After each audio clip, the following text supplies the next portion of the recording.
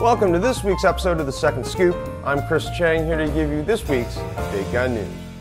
In our lead-off story, Al-Shabaab, a Somali-based terrorist group, has issued a video directly threatening the Mall of America in Minnesota, as well as other shopping malls in the United States and Canada.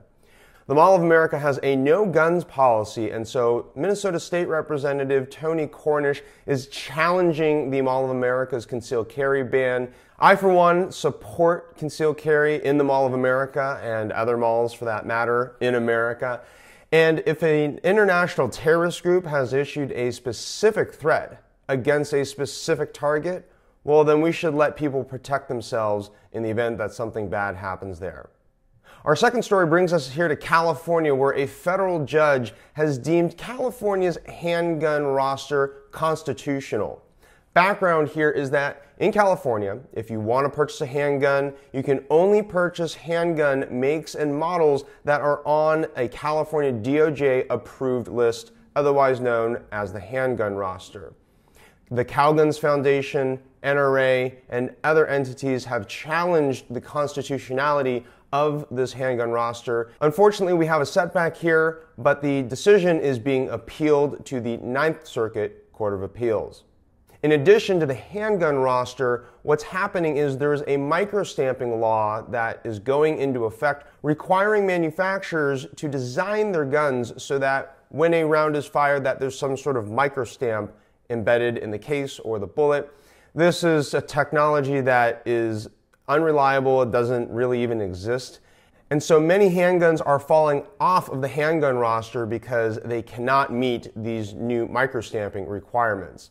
So in essence, what's happening is a de facto handgun ban here in California, and I'm confident that the appeal will eventually go through and deem this handgun roster unconstitutional.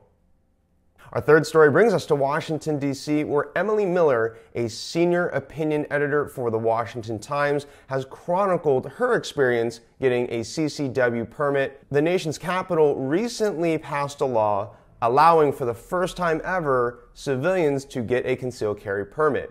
However, the burden is so high that Emily Miller is only the 16th person in the district to receive a concealed carry permit, and the Metropolitan Police Department has noted that most people will not be able to get a CCW because the burden is so high.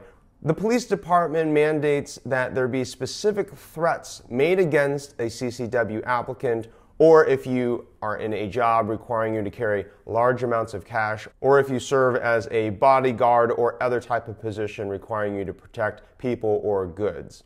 While I'm thankful that Emily has finally gotten her concealed carry permit, we now have to be considerate of the hundreds and thousands of other DC residents who are interested in getting their CCW.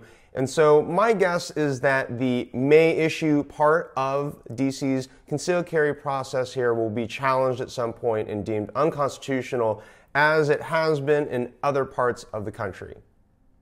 Our good guy with the gun story of the week brings us to North Carolina, where a homeowner heard his house being broken into at 9 a.m., so he grabbed a shotgun and went to investigate. As the homeowner was searching his house with his 12-gauge shotgun, the two suspects kicked in the door to his hallway, where the homeowner fired a shotgun.